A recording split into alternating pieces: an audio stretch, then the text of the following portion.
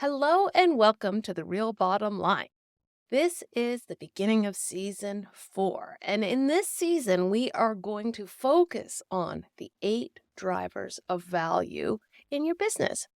And my hope is that each of these episodes will give you a new perspective and maybe a new lens through which to look at your business, how you're growing it, and the strategies you're employing so that it can become the most valuable asset that you have.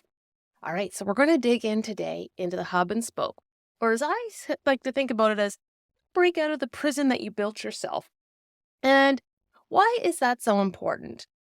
When we are working all the time, and when every decision, do we send this email? Do we buy this thing? Do we do that? What about this software? What about that? Dealing with the clients, maybe even doing all the sales and being involved in delivery, it can be exhausting. It can be overwhelming. And there are some things that are going to happen when you are that deeply entrenched in your business. One is you can't take a break.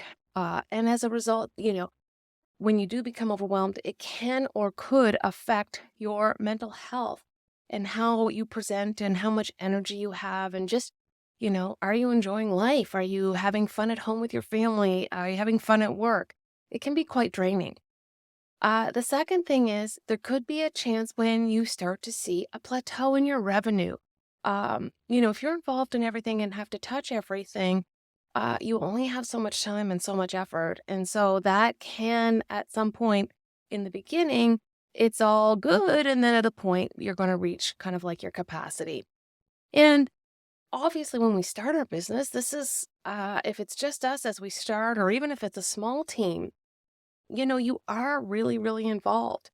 So it becomes this effort of, as with the hub and spoke, is how do you not be the only linchpin in your organization? And so when you think about that piece, there's some things that you can look at, or here's a structure I like to think about and use when trying to break out of that prison. Like it's a kind of the blueprint for the escape. And that is number one. You got to get back in touch with what does your ideal day look like? Because in many cases, after a few years, you may have forgotten or may only have glimpses of what that looks like. So I encourage you to sit down and go, what are you doing that day? What are you working on? What did you eat for breakfast? Where are you in the world? Where are you living? What's going on?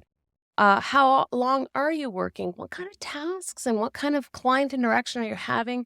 Are you working on the business in addition to working in? So craft your ideal day.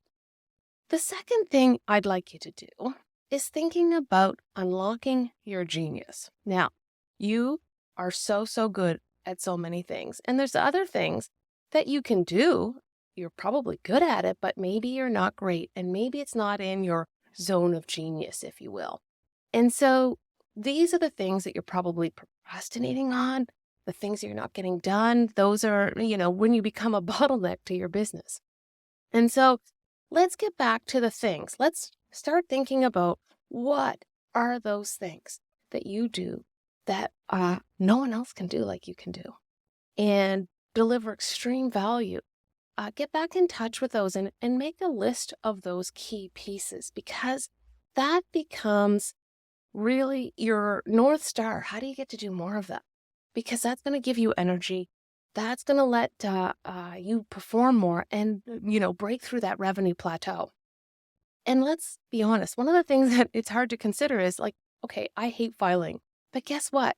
There are people who love filing. You just got to find them.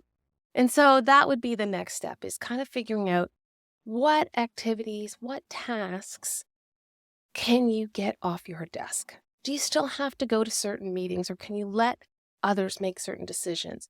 What are the things that you are procrastinating on? Make a list of them. Do they naturally group together in any way so that you can build a job description around that?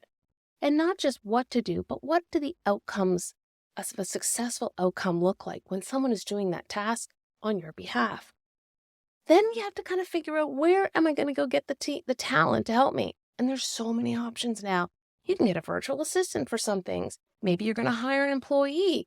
Maybe you're going to hire a consultant, or maybe you're going to have an independent contractor help you out.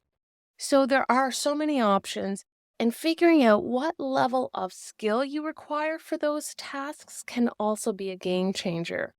My good friend Sheila Cummings, I love how she puts this, is hiring at the strategy level as much as possible. Otherwise, you're still going to be managing those tasks and helping them figure out how to do it.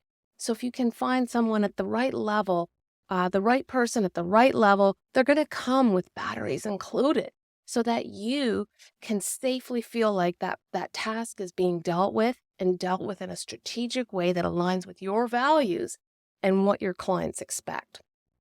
And so that is how you can start thinking about escaping the business jail you've built, how to start making your business more valuable, because honestly, the more you are integral to your business, the more your business can't run without you.